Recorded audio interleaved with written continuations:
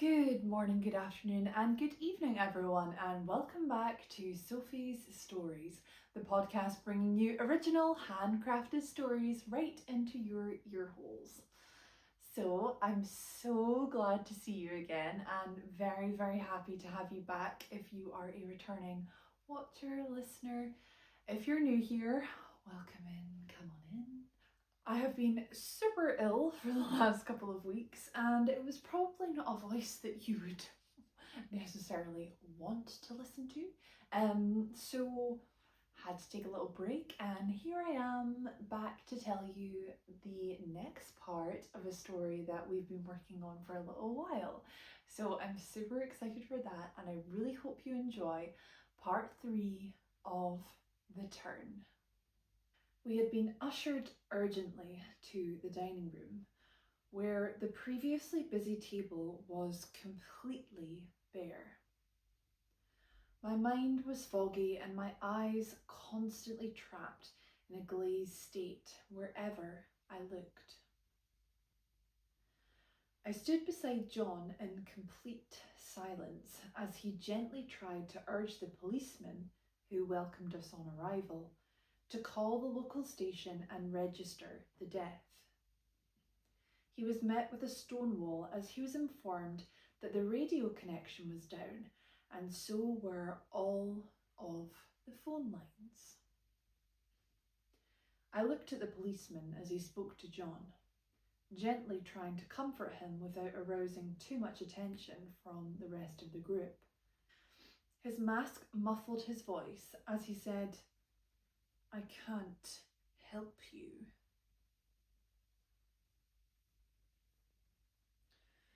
Realization dawned over me suddenly. This was Lucas. Lucas from the recording, talking to Lucy. Thinking of it now, I realised she wasn't here. I remembered what she said in the recording. I'd rather just lock myself in my room. I started for the door, and John inquired, "Sarah Kay, where are you going?" "I'm going to check on Lucy. She didn't come down with us." I made my way swiftly out the door, as I confirmed within myself that I also didn't want to be in a room with these people for too long in light of recent events. I made my way up the stairs and walked to Lucy's bedroom door. I could hear her sobbing gently. I knocked on the door lightly and said, "Lucy, it's just me. Will you let me in?" There was a pause. "I'll be down in a minute," she attempted to chirp. "Lucy, I just want to check you're okay. Please let me in," I said gently. I waited for about a minute, trapped in a painful silence separated by the solid oak door, and opened it, revealing her red, blotchy face and puffy pink eyes. She looked at me, guarded, and held the door tightly in her right hand. I propositioned, "Can I come in?" She looked down and sighed in defeat as she opened the door a little further and turned her back, returning to the carved-out spot in her bed sheets. I followed her in, checking the hallway, which was empty, and closed the door behind us.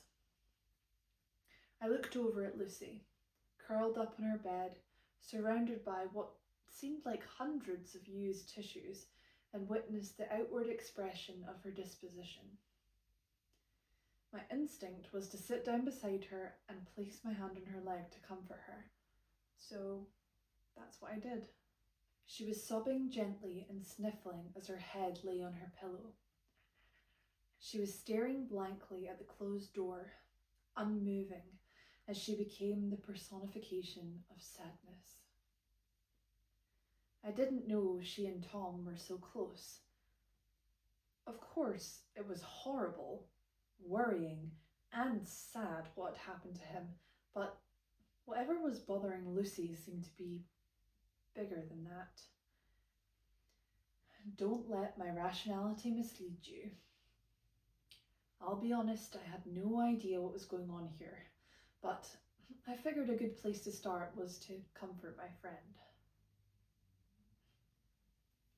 Lucy, can I do anything for you? I offered. She shook her head slightly. Okay, fair. I couldn't see what I could do. Well, then, do you want to talk to me about how you're feeling? It might make you feel a little bit better. She stopped sniffling for a second and slowly started to sit up until she was facing me with her back against the wooden wall. She fiddled anxiously with a visibly used tissue between her fingers. She took a deep breath and looked up at me through a cast of tears over her eyeballs. I just can't believe this happened to poor Tom. What did he ever do to anyone? I could hear the lump in her throat, causing her words to sound strained. I couldn't believe it when I saw him, I started. Why would someone do that to him? It's just senseless, I said. Well, it had to be someone staying here. There's 4 police officers here and 9 of us. Well, I guess 8 now, she said chillingly. Her words hung in the air uncomfortably. As they sunk down between us, we held our gaze with one another, and I realized, 4 police officers? I asked her. I could have sworn there were 5. There were. I had counted 5 in the afternoon. She looked at me for a second and corrected herself. Sorry, 5, you're right. Sensing an opportunity to press her after her mistake, I said, Lucy, who's Lucas? She sighed again and yielded. He's my big brother, she whispered. Confused by her sudden change in volume, I replied in a whisper, Oh, he's your brother? Well, that's good, I guess. I bet you're glad he's here now. She stared at me. The problem is, I don't know why he's here. I have to tell you something, but you have to promise not to tell anyone. I nodded as her stare, unmoving and intent, pierced into me. I promise. I wouldn't tell anyone anything you told me. She nodded and continued. Lucas has a little side business. Obviously, he works for the police still, but he's become quite well known as a private security guard. I was surprised on one hand that someone like Lucas, who seemed so straight edge, was being paid to be a private police officer, essentially. Just based on his demeanour and subsequent conversations I had overheard. I could, however, believe that he was hired to be a security guard. He stood at least 6 foot and 6 inches and looked like he was sponsored by all the farms in the area with his protein intake alone. I wouldn't like to meet him down a dark alley. Oh, okay, that makes sense. But you said you didn't know why he was here. You didn't ask him to come, I said. No, I didn't, she said, beginning to bite her nails. So, either it was an accident that Lucy's brother had been assigned to a retreat where someone had been brutally murdered, or one of us had hired him. It wasn't Lucy or I, so who's left? Joyce and her sister Abby, Brian and his wife Rebecca, Lucille or John, or, of course, Tom. Tom seemed unlikely, seeing as I assume he would have taken more stringent steps to stay safe if he knew he was the target, and therefore Lucas would have already known. John had seemed to be complaining to Lucas earlier. Would he do that so openly if he had hired him? I discounted it quite quickly, but left a note in my mind to ask him later when I saw him. Lucy and I were quiet for the next couple of minutes, both presumably running through possibilities in our minds.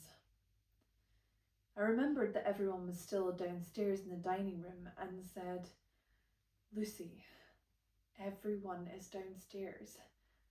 I think you should come down now. They might want to start questioning us or something. Lucy looked at me, heart and fear pressed into her eyes. Okay, she conceded. I pressed a clean tissue against her face and gave her the rest of the pack that was lying on her bed. We both got up to leave. I reached out to grab the door handle, and she stopped me and whispered, Don't say anything to anyone. We don't know who's safe. Keep your door locked and keep to yourself. This was the most serious I had ever seen her. I nodded solemnly, and we both left her bedroom, locking it upon our exit. When we entered the dining room, all eyes stared over us wearily. I didn't blame them. I felt the same as I looked back, realising John wasn't there. Lucille piped up and said, They've taken John for questioning. Of course they had. A small sigh escaped from me, and I said, Okay, thanks, Lucille. Do you know who's going next? A high-pitched but soothing voice emerged from the corner of the room behind Brian. It was his wife, Rebecca, looking visibly irritated. It's me. I'm the only one who doesn't work with you, after all. She made a good point, a point that jolted me a little, but I responded politely, instead of opening up that can of worms. Rebecca actually worked for the government, supposedly in food quality assurance, but I had never heard of such an apt description of her job or heard anyone else talk about it. She stood, arms crossed, talking at Brian, spitting words at him. Brian stood, pretending to listen as his eyes glazed over. Behind them, Joyce and Abby were face to face with Lucille. They were nodding their heads sympathetically and chatting with cooing tones. Lucy tapped me on the arm and said, Was Lucas down here earlier? I nodded in confirmation. She crossed her arms and checked her watch impatiently. Tiny beads of sweat gleamed on her forehead. The room grew colder the longer we waited, the prickly atmosphere making the delay all the more painful. Lucy picked at her clothes and paced around our side of the room a little, the anxiety rising in her the longer we stayed. Finally, amid the suffocating delay, John re-entered the room, closely followed by Lucas. He smiled at me, small but warm, and gave me a quick hug. He did the same to Lucy, as she glared over his shoulders at Lucas. Quick side note, interesting artistic choice on Lucy's parents' part. Lucy and Lucas. It sounded like a quiet joke. Although, the more I looked at them, the more they looked extremely alike to me, as Lucas had removed his mask. I wondered for a moment how much older Lucas actually was. Rebecca swiftly brushed past Brian and made her way towards Lucas. "Are we doing this now?" she said. "Yes, Mrs. Murns, please come with me." Lucas was unfazed by her unpleasant manner, and they both exited the room. John turned to me, placed his hand on my shoulders, and started, "Want to grab a smoke?" I didn't smoke, but that sounded great right about now. We walked through the tall hallway as the other officers milled around upstairs. There was a flush of cold air from behind us as Lucy joined and followed along quickly. We reached the patio doors and pulled them aside. Then, each picking a seat around the glass table, we sat down. John produced a pack of cigarettes still in the plastic and tapped his pockets, looking for a lighter. Lucy snatched the packet from the table and started to hastily unravel the wrapper. Her urgency unnerved me a little, but it was understandable.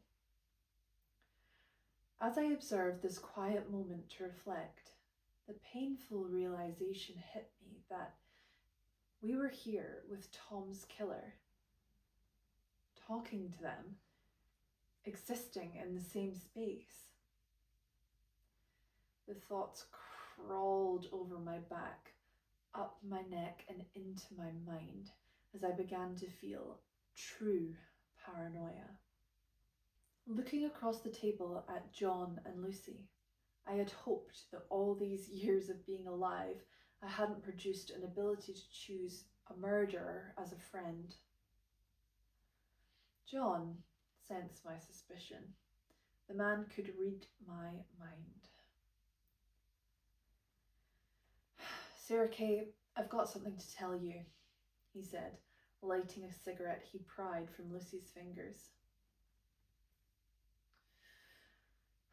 "I overheard Brian on the phone a couple of months ago. We had had that project kick off." I sat up a little and nodded. I did remember that. We all spent a week in the city. Our work had approval granted for us to travel for the kick-off. I remembered Brian and Rebecca fighting at the hotel every night whilst I shared a wall with them. "Okay. What did you hear?" I asked him, not quite sure where this was going. He was talking to someone, I still don't know who, saying that Rebecca was getting close to finding it out. I still don't know what it is, and telling them they'd be in big trouble if she found out, like jail time, life-ruining kind of trouble. He took a few long drags of a cigarette and leaned back. "Okay," I said. How does that have anything to do with Tom? Well, what I didn't tell you was I caught Tom and Brian, how can I say this delicately, in a compromising position that week. So I assumed he was on the phone to Tom that day. I hired Lucas to make sure we were all safe. He seemed to end that last statement with an eye roll in response to his own naivety. So, John had hired Lucas, and by the look on Lucy's face, as she sat aghast at the table, he had not informed her. To stop Brian and Tom from having a fight that got too out of hand. I had a lot of love for John. I really admired what he did. But as I mulled it over, I felt there were too many holes in his story. Lucy's shoulders had dropped a little as John spoke, and I sat back to absorb John's story properly as we both watched him smoke. The fumes floated into the close, dark evening, illuminated by the light seeping out of the morning room. I felt my migraine returning, courtesy of the fluorescent light shining on us. I decided to steer the conversation away from John for a moment and asked, "So, what happened after I went upstairs?" Lucy looked over, my question pulling her out of a daze. "Nothing really. We finished dinner, had a few drinks in the morning room, and then we all went upstairs. Nothing weird happened," she said insistently. As I listened, I saw Rebecca being chaperoned back through the hallway and into the dining room. Seconds later, Joyce exited the room with Abby and Lucas. I wondered why they were going to be questioned together. Lucy looked at her watch and said, "It's getting late. I'm going off to bed. I hope you guys get some sleep. We all need it." She stood up slowly, located her key in her pocket, and made her way inside. John leaned in as he flicked his cigarette butt off into the grass, stared at me deliberately, and said, "Go to bed, Sarah. Try and stay away from this. You don't want to get caught up in it. Trust me." I was starting to wonder who exactly I could trust. I took heed of his warning and stood up. "Thank you, John. Stay safe tonight." He smiled and nodded as I left. Along with my arbitrary warning from John, my migraine and I headed back up to my bedroom. Once inside, I couldn't help but check all the cupboards and the ensuite. All clear. I sat on my bed for a second and turned on the warm light of the bedside lamp. As I sat, I realised the voice recorder was still in my back pocket. I prized it out of there and held it up in front of me once more. The timer was flashing at me. I got up and tumbled towards the ensuite and resumed my perch on the toilet. I wonder if there was anything else on there. Time to find out. I pressed play and the white noise continued on for a couple of minutes. My paranoia panged, and I hoped the volume wouldn't be too loud if there was anything else on it. Suddenly, I heard a swift ruffling sound and footsteps making their way up a set of stairs. I heard the ruffling stop as I assumed my bag was now in my bedroom atop my bed. The zip started to open, but the recorder was not on top because the sounds weren't close to the microphone. I heard the unmistakable sound of grabbing a water bottle when they cave and the plastic pings. Soon after, I heard the bottles being placed back into my bag and the zips closed once more.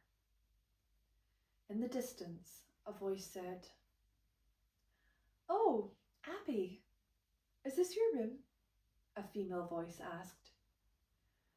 No, it's not. I found Sarah's bag in the hallway. I was just bringing it up for her, Abby said, sounding startled. Well, are you coming? The other voice insisted. Yep, Abby said, as I heard her footsteps tap out of my room and the bedroom door close firmly. I pressed pause and looked around the bedroom, remembering the awful tasting water and washing out all the bottles in my bathroom sink. I mean, she could have been looking in my bag for something else, but I couldn't lie to myself convincingly enough to make my mind believe I hadn't heard her replace my water bottles. I wondered now what Abby had put in those bottles that made it taste so foul. As I exited the bathroom, I double-checked, but I had locked my door. So I closed the curtains and put myself to bed. As I pulled the duvet up around my neck, I feigned security and safety and closed my eyes once more, hoping that Tom would find some peace wherever he was now. As the morning broke and the light peeped into the room from the edges of the floral curtains, I woke up feeling fresh before my creeping, dreaded memories flushed into my mind and I suddenly remembered. I peeled myself out of bed and wandered through to the bathroom. I turned on the shower. As the steam filled the room, I enjoyed a moment of sensory peace and stepped into the hot water. The glorious heat rushed over my skin and left me feeling a little more energized and relaxed for a moment. I grabbed some of the soap provided, and the room filled with the smell of sweet clementines and sage. It was a welcome break from the musty smell of timber in the rest of the house. After soaking up the only moments of pleasure I had truly experienced since I got here, I dried myself off and made my way over to my bag and got changed, being careful to move the recorder from my tracksuit bottoms to my new tracksuit bottoms. Don't judge me. I'd planned on relaxing for the week. That means I'd only brought one pair of jeans and a horde of tracksuits, planning to change out of one set and into another, systematically. Once I was satisfied and cocooned in my terry cloth casing, I headed for the bedroom door, unlocking it, stepping out, and locking it behind me. It was very quiet in the hall. It didn't sound like anyone else was awake yet. I gently tiptoed down the hallway, noticing that there was no light coming from Tom's bedroom, meaning the door had been closed. I continued down the stairs, hoping to be able to find some coffee to get me through the morning. As I wandered through the old, still house, the sound of the floorboards creaking underfoot was the only thing I could hear. I reached the hallway on the ground floor beside the front door. I could feel a cold draft coming from my right and turned to see that the side door was wide open, swaying slightly in the wind. I crept towards it, sheepishly advancing on the open door as it rattled. I reached the threshold and peered out of it, the cool breeze bracing my face. could see the doors of the outbuildings still wedged open. My instincts were screaming at me. Something's wrong, they said. Maybe I should go back inside, I wondered. But my curiosity could not be quashed, and I witnessed myself walking slowly towards one of the open doors. I reached out my hand. It was shaking due to a mixture of cold and a healthy dose of adrenaline. I pushed the door open slightly and looked into the room that lay dead still. I looked down to step over the small ridge where the door frame lay. A few dark red speckles dotted over the floor as my foot hovered over it. You know what? Bad idea. I removed my hand from the door and ran back inside the house, lest I see another ungodly sight on this trip. Once inside, I shut the door behind me and caught my breath again. What should I do? I couldn't think of anyone but John. I needed to go and get help, and I shouldn't be alone. I needed to call the police. What should I say? Isn't the person who finds a crime always the first suspect? Doesn't matter. I ran upstairs, unlocked my bedroom door, and noted that there was no one else around, including any staff. Not good. I felt like I could throw up as I fiddled with my phone, attempting to dial 999. I pressed the call button and received the dreaded busy tone. I moved the phone from my ear and hung up, dialed again, and the same thing happened, over and over again. As I panicked into my phone screen, catching a glimpse of my own word expression now and again, I tapped furiously. My intensity waned as I realised this wasn't working, and started to think if I had seen any landlines in the house while I had been here. I heard the floorboard creak just outside my bedroom door. I looked up, staring at the back wall as if it would aid my hearing. Are you okay, Sarah? Lucas's gruff voice sounded from behind me. I slowly turned to see Lucas standing in my doorway. He rubbed his eyes with his fist, as if he were tired. No, not really, I replied. He stared at me for a second and stepped inside my room. Well, how about you explain it to me? Slowly. What happened, and I'll see if I can help. He advanced on me, step by step as we spoke, shutting the bedroom door behind him. Even though he was a couple of meters away from me, I was still looking up at him as he walked. I didn't want to show him I was scared, which, by the way, I was terrified. Well, I went downstairs and the kitchen door was open, I stuttered as he got closer. So I went outside, and I know I shouldn't have, but I went to go and look in one of the lodges. I didn't go in, but there was blood all over the floor. So I tried to call the police, and he finally reached me, and we stood eye to eye. But it's not working. He gestured with his fingers for me to hand over my phone. He snatched it from my hand and glared at me for a moment.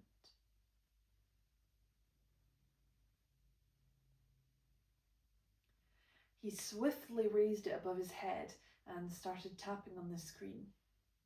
I winced as he did, naturally thinking it was time to say goodbye to my phone after Lucas's perceived show of intimidation. Nope, he said, handing me back my phone. So, Which lodge did you check? He queried. Well, I checked the one in the middle, but all the doors were open, and I just thought that was strange this early in the morning. He placed his finger over his lip as if to hush me, and continued in a whisper. Did anyone see you, Sarah? Did you hear anything or see anything else? No, I ran back up here. Okay, he said. Let me go and have a look. Stay here.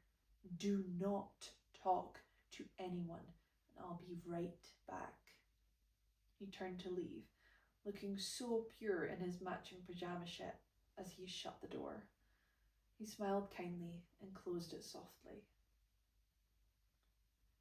I quickly fluttered over to the door and locked it, then went to check on the ensuite and the cupboards again. It was pure paranoia, but it was also making me feel better. And great for my step count. Satisfied, I perched on my bed, trying to remember the last time I had reception on my phone. I couldn't think of when I'd last used mine, but I did remember John mentioning getting a text from Abby just after we arrived. So, were our phones working last night? There was no way to tell. I decided to wait for Lucas. It felt like an eternity as I stared at the door. I still hadn't heard anyone else in the house stir. I looked at my phone and actually registered the time.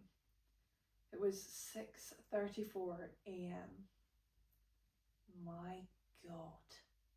The thought of that alone reminded me of early morning retail shifts, struggling through the winter weather for a miserable commute.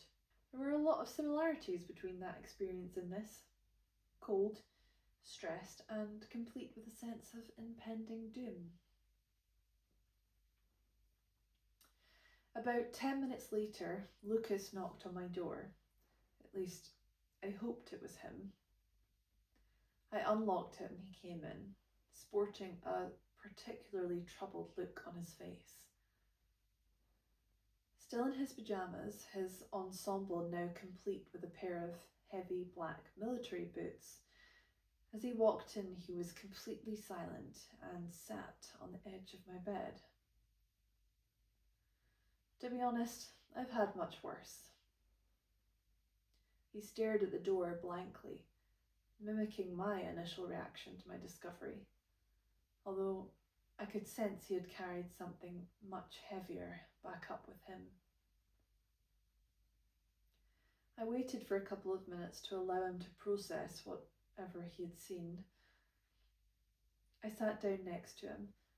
The tension between us was palpable until I piped up and said, "Are you okay, Lucas?" I could see his jaw twitching as he presumably held in tears. He placed his face in his hands and I could hear gentle sobs escaping him. Having spent many evenings in nightclub toilets comforting both friends and strangers, the sounds were unmistakable. I placed my palm gently on his shoulder, and I couldn't think of anything else to say but, "I'm sorry, Lucas." As I rubbed my fingers on his shoulder blade, I presumed that one of his colleagues had died. What he told me next was much worse. I went into Lodge B, the one that you went into. It was a nightmare in there. Looked exactly like Tom's. He trailed off. I gave him a tissue. He blew his nose and continued. I just left immediately, but I had to check on everyone else's and they were both the same. This news came down on me like a ton of bricks, and I moved away from Lucas for a moment. rubbed my face, and tried to regulate the panic rising inside me. I started to sweat from everywhere. I won't lie to you. My clothes were sticking to me, and I adjusted my collar, feeling suffocated by everything touching me. I couldn't be like this right now. Lucas was the only legitimate help we had here now. I needed to make sure he could get through this. With determination, ignoring the painful lump in my throat, I turned to Lucas and said, "Okay, Lucas, I know you're upset. I'm so sorry, but we need to work out how we can get some help." He looked up at me, nodding along as I spoke. "So, there's no mobile reception, and I haven't seen any landlines here. Are there any?" "No," he struggled. "There never was. This place was purpose-built as a retreat residence. No phone, no Wi-Fi, but I have a radio in my room to contact the station." "Okay, then we need to report this, Lucas. Like, now," I stated firmly. "Okay," he agreed, then remained on my bed, unmoving. "Do you want me to come with you?" I offered. He nodded. I stood up and offered him my outstretched hand, which he used to stand up. He wiped his face with his sleeve and started walking. I followed behind, and we both wandered out into the hall. We walked downstairs side by side, still hearing nothing from the other rooms. We ended up on the bottom floor and walked towards a door to the right of the morning room, and slightly before it. John took out a set of keys that swept over each other with a sharp metal scratch and resembled a bunch of grapes in size. I couldn't believe that he had fit all of those in his pocket. He located the key with spectacular ease and opened his bedroom door. He wandered in, and I peered in afterwards. The room was dark, bar one window on the far wall, facing another line of trees on the other side of the house.